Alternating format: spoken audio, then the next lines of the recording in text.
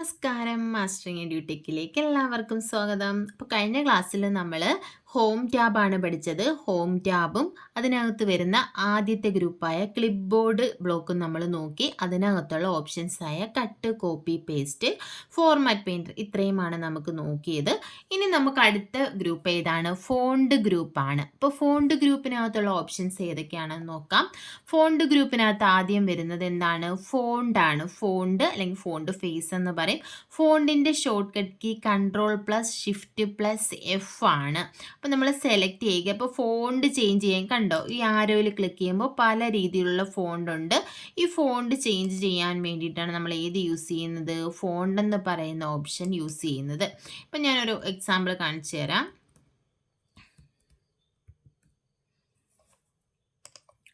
നോക്കിയേ, ഈ ഒരു ടെക്സ്റ്റ് നമ്മൾ സെലക്ട് ചെയ്തു.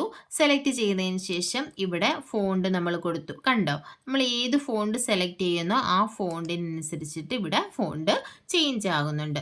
ഇനി ഇവിടെ നമ്മൾ ഫോണ്ടിൽ വെക്കുമ്പോൾ Ctrl+Shift+F കാണിക്കുന്നുണ്ട് ഷോർട്ട് കട്ട് കീ. Ctrl+Shift+F ഈ ഫോണ്ട് ഗ്രൂപ്പിൻ്റെ ആണ് വരുന്നത്. നമ്മൾ Ctrl+Shift+F എന്ന് പറയുന്ന ആ ഒരു ഷോർട്ട് കട്ട് കീ കൊടുത്ത് കഴിയുമ്പോൾ ഇങ്ങനെ ഫോണ്ട് ഡയലോഗ് ബോക്സ് ആണ് നമുക്ക് വരുന്നത്. ഇതിനകത്ത് എല്ലാ ഓപ്ഷൻസും ഉണ്ട്. ഫോണ്ട് ചേഞ്ച് ചെയ്യാം, സ്റ്റൈല്, സൈസ്, അങ്ങനെ എല്ലാ ഓപ്ഷൻസും ഇതിനകത്ത് വരുന്നുണ്ട്. അപ്പോൾ ഫോണ്ടിൻ്റെ ഷോർട്ട് കട്ട് കീ ആണ് ഏതെന്ന് പറയുന്നത്? Ctrl+Shift+F എന്ന് പറയുന്നത്. ഇനി അടുത്ത് നോക്കി, ഇതെന്താണ്? Font size. ഫോണ്ട് സൈസ് എന്ന് പറഞ്ഞാൽ നമുക്ക് സൈസ് എന്ത് ചെയ്യാം? ഇൻക്രീസ് ചെയ്യാം. ഇതിൽ 8 മുതൽ 72 വരെയാണ് സൈസ് ഉള്ളത്. അപ്പം മിനിമം ഇത് ചോദിച്ചിട്ടുണ്ട്. മിനിമം സൈസ് എത്രയാണ്? ഫോണ്ട് സൈസ് മിനിമം 8ഉം മാക്സിമം എത്രയാണ്? 72ഉമാണ്. അപ്പോൾ 8 മുതൽ 72 വരെയാണ് സൈസ് വരുന്നത്. അത് മറന്നു പോകരുത്. അപ്പോൾ സൈസ് നമുക്ക് ഇഷ്ടമുള്ളത് ഇവിടെ ആരോയിൽ ക്ലിക്ക് ചെയ്തിട്ട് നമുക്ക് സൈസ് എത്രയാണോ വേണ്ടത് അതനുസരിച്ചിട്ട് നമുക്ക് എന്ത് ചെയ്തു കൊടുക്കാം? സൈസ് കൂട്ടുകയും കുറയ്ക്കുകയും ചെയ്യാം.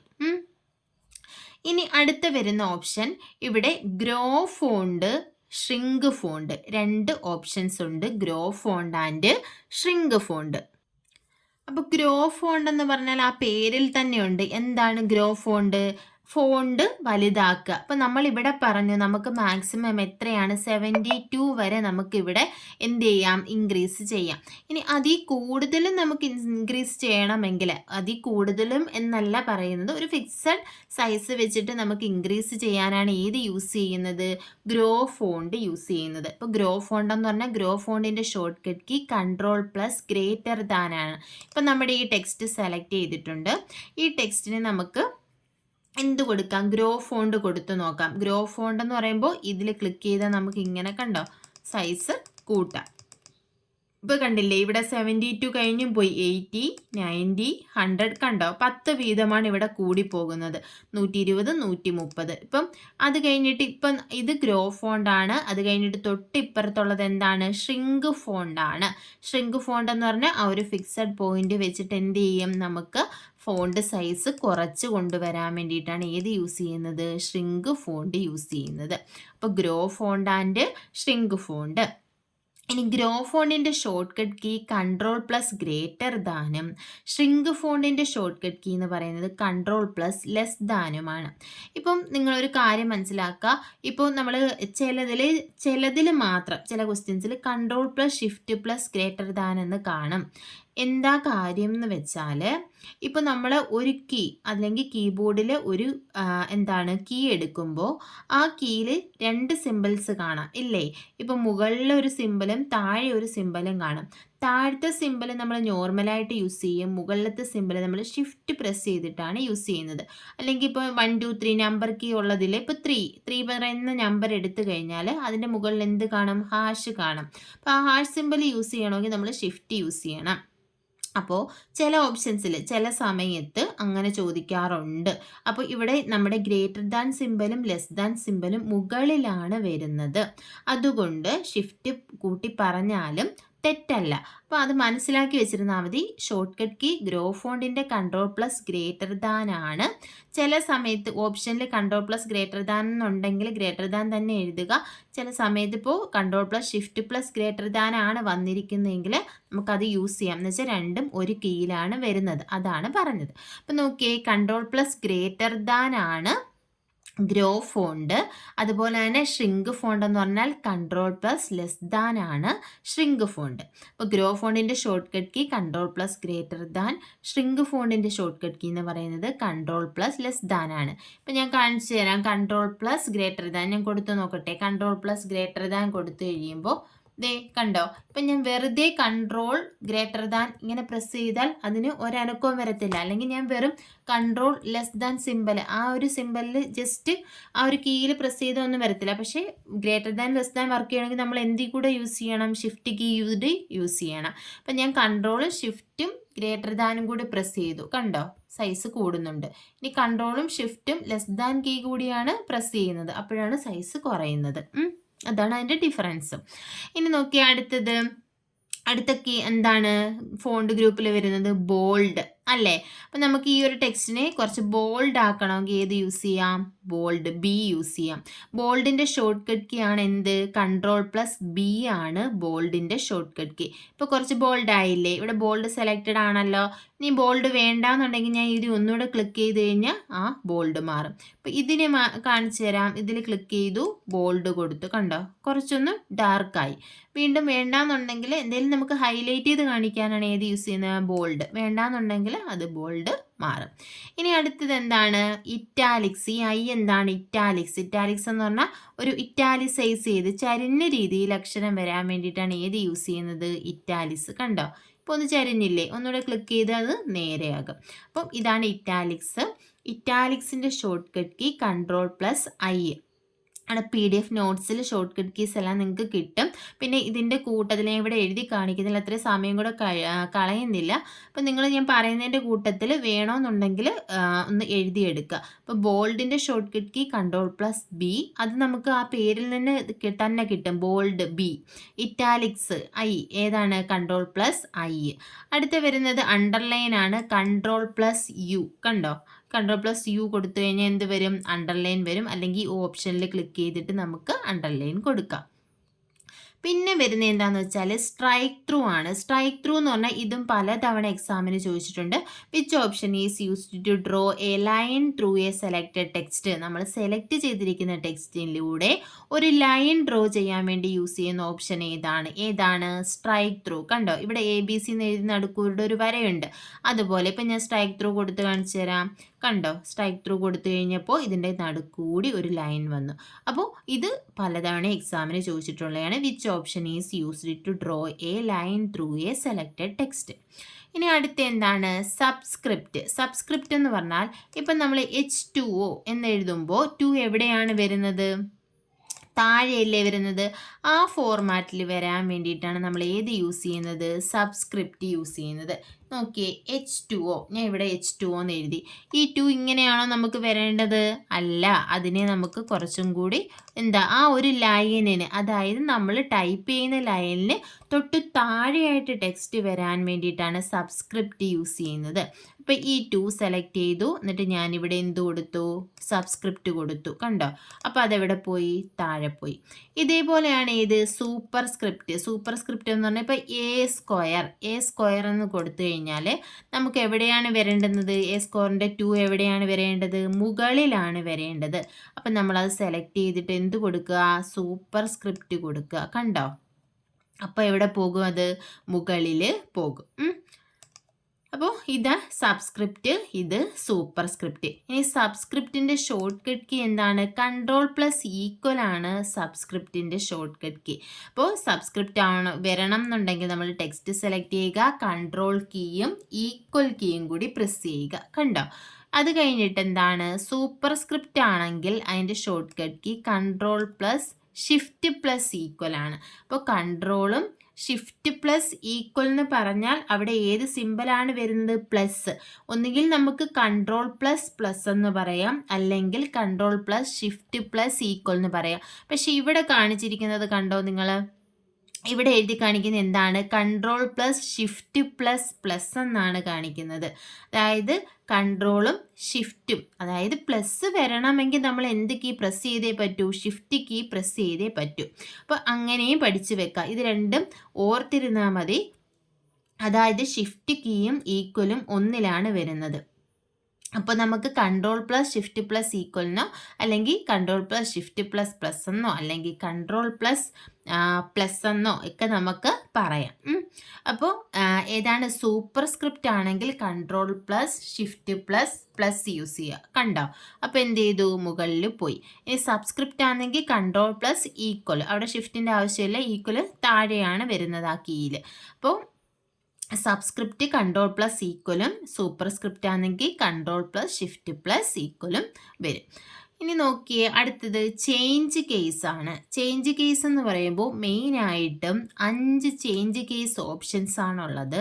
Sentence case, lower case, upper case, capitalise each word and toggle case. അപ്പോൾ എന്താന്ന് പറഞ്ഞാൽ, സെൻറ്റൻസ് കേസ് എന്ന് പറഞ്ഞാൽ എന്താണ്? ഒരു സെൻറ്റൻസിൻ്റെ പ്രത്യേകത. ഞാൻ ഇവിടെ ഒരു സെൻറ്റൻസ് എഴുതാം. നമ്മൾ ഒരു 2-3 സെൻറ്റൻസ് നമ്മൾ ടൈപ്പ് ചെയ്തു. അപ്പോൾ എന്താ ഒരു സെൻറ്റൻസ് കേസ് എന്ന് പറഞ്ഞാൽ, ഒരു സെൻറ്റൻസിൻ്റെ പ്രത്യേകത എന്താ? ഒരു സെൻറ്റൻസ് സ്റ്റാർട്ട് ചെയ്യുന്നത് എപ്പോഴും എന്തായിരിക്കണം? ക്യാപിറ്റൽ ലെറ്ററിലായിരിക്കണം. ഞാനിവിടെ ഇപ്പോൾ സ്മോൾ ലെറ്റർ കൊടുത്തു. ഇവിടെ എല്ലാം എന്താണ്? ക്യാപിറ്റൽ ലെറ്റർ ആണ്.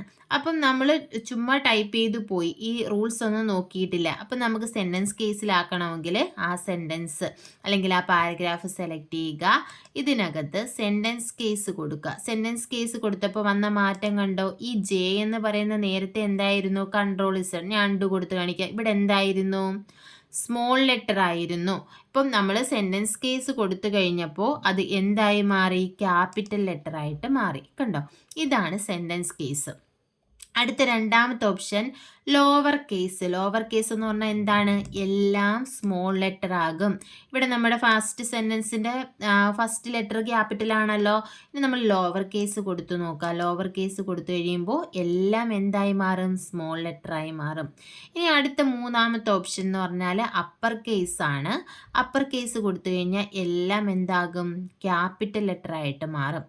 പിന്നുള്ള നാലാമത്തെ ഓപ്ഷൻ ക്യാപിറ്റലൈസ് ഈച്ച് വേർഡ് എന്ന് പറഞ്ഞാൽ ഓരോ വേർഡിൻ്റെയും ഫസ്റ്റ് ലെറ്റർ എന്താകും? ക്യാപിറ്റൽ ലെറ്റർ ആകും. കണ്ടോ?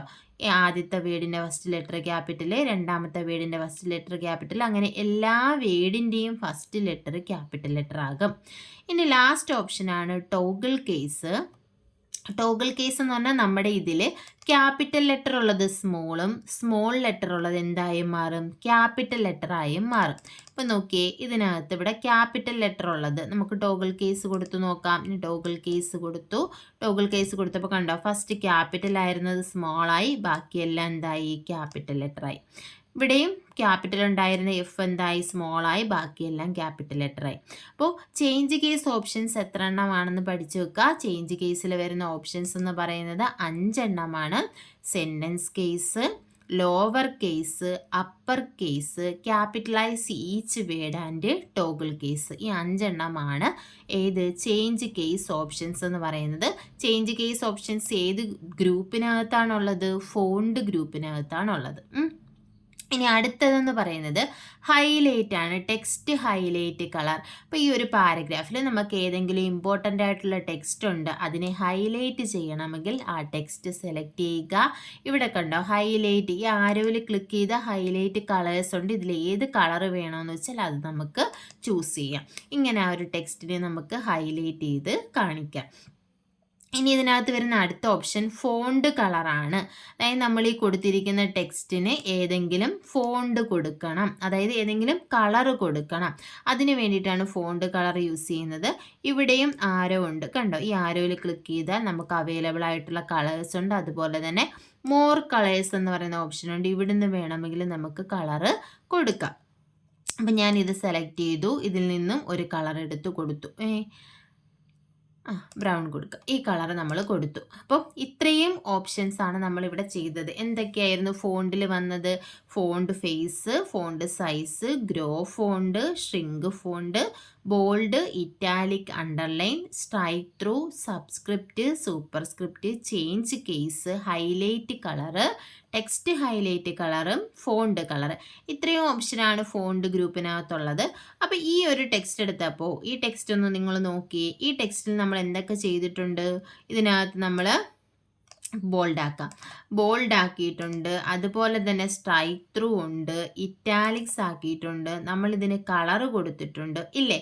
ഇത്രയും ഫോർമാറ്റിംഗ്, ഇങ്ങനെ നമ്മൾ ടെക്സ്റ്റിനെ ചേഞ്ച് ചെയ്യുന്നതിനെയാണ് ഫോർമാറ്റിംഗ് എന്ന് പറയുന്നത്. ഇപ്പോൾ ബോൾഡ് ആക്കുക, ഇറ്റാലിക്സ് ആക്കുക, സൈസ് കൂട്ടുക, ഇങ്ങനെയുള്ള ചേഞ്ചസ് വരുത്തുന്നതിനെയാണ് നമ്മൾ എന്ത് പറയുന്നത്? ഫോർമാറ്റിംഗ് എന്ന് പറയുന്നത്.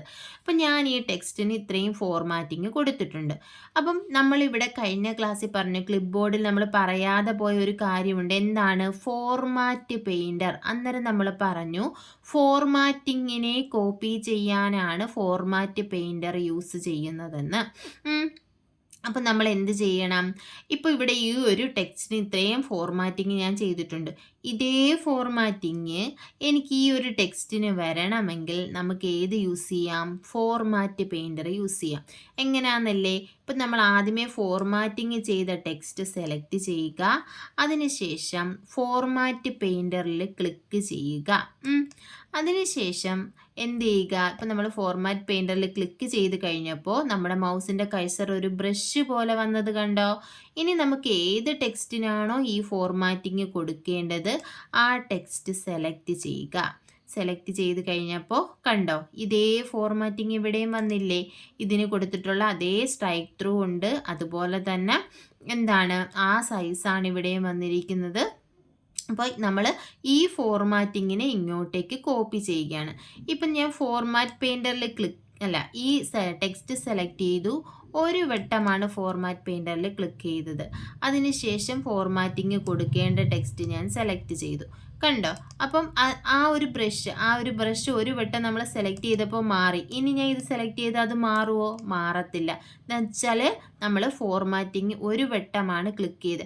അതായത് ഇപ്പോൾ ഒന്നിലധികം ടെക്സ്റ്റുകൾക്ക് നമുക്ക് ഈ ഫോർമാറ്റിംഗ് കൊടുക്കണമെങ്കിൽ ഫോർമാറ്റ് പെയിൻറ്ററിൽ എന്ത് ചെയ്യണം? ഡബിൾ ക്ലിക്ക് ചെയ്യണം. ഇപ്പോൾ ഇത് എഴുതി കാണിക്കുന്നുണ്ട്, നിങ്ങൾ നോക്കിയേ. Copy formatting from one place and apply to another. ഇതിനു വേണ്ടി യൂസ് ചെയ്യുന്നത് ഒരു പ്ലേസിലുള്ള ഫോർമാറ്റിങ്ങിനെ മറ്റൊന്നിലേക്ക് കോപ്പി ചെയ്ത് അപ്ലൈ ചെയ്യാനാണ് യൂസ് ചെയ്യുന്നത്. ഇനി നമ്മൾ ഫോർമാറ്റ് പെയിൻറ്ററിൽ ഇതിനെ സെലക്ട് ചെയ്തതിന് ശേഷം ഫോർമാറ്റ് പെയിൻറ്ററിൽ ഡബിൾ ക്ലിക്ക് ചെയ്യുക. ഡബിൾ ക്ലിക്ക് ചെയ്തതിന് ശേഷം നമുക്ക് എന്ത് ചെയ്യാം? ഒരുപാട് തവണ ഇത് അപ്ലൈ ചെയ്യണമെങ്കിൽ ഡബിൾ ക്ലിക്ക് ചെയ്ത് യൂസ് ചെയ്യാം. ഞാൻ ഇവിടെ ഒന്ന് ക്ലിക്ക് ചെയ്തു. കണ്ടോ? ഒരു വട്ടം ക്ലിക്ക് ചെയ്തു. ഈ ബ്രഷ് പോയില്ലല്ലോ. വീണ്ടും ഞാൻ അടുത്ത ടെക്സ്റ്റ് ഞാൻ സെലക്ട് ചെയ്തു. ബ്രഷ് പോയില്ലല്ലോ. ഇങ്ങനെ ഒരുപാട് തവണ ആ ഫോർമാറ്റിംഗ് നമുക്ക് ഒരുപാട് തവണ അപ്ലൈ ചെയ്യാനുണ്ടെങ്കിൽ എന്ത് ചെയ്യണം? ഈ ടെക്സ്റ്റ് സെലക്ട് ചെയ്തതിന് ശേഷം ഫോർമാറ്റ് പെയിൻറ്ററിൽ ഡബിൾ ക്ലിക്ക് ചെയ്യുക. കണ്ടോ? അപ്പോൾ എത്ര തവണ വേണമെങ്കിലും നമുക്ക് ഈ ഫോർമാറ്റിംഗ് യൂസ് ചെയ്യാം. ആവശ്യമില്ലെങ്കിൽ നമുക്ക് എന്ത് ചെയ്യാം? ജസ്റ്റ് ഈ നമ്മുടെ ഡോക്യുമെൻറ്റിൽ ക്ലിക്ക് ചെയ്യുക, അല്ലെങ്കിൽ ഇവിടെ ക്ലിക്ക് ചെയ്ത് കഴിഞ്ഞാൽ അത് നമുക്ക് എന്ത് ചെയ്യും? മാറും. അപ്പോൾ ഇത്രയും അറിഞ്ഞിരുന്നാൽ മതി. ഫോർമാറ്റ് പെയിൻറ്റർ എന്തിനു വേണ്ടിയിട്ടാണ്? ഫോർമാറ്റിങ്ങിനെ കോപ്പി ചെയ്യാനാണ് format painter. Shortcut key Ctrl+Shift+C എന്നതാണ്.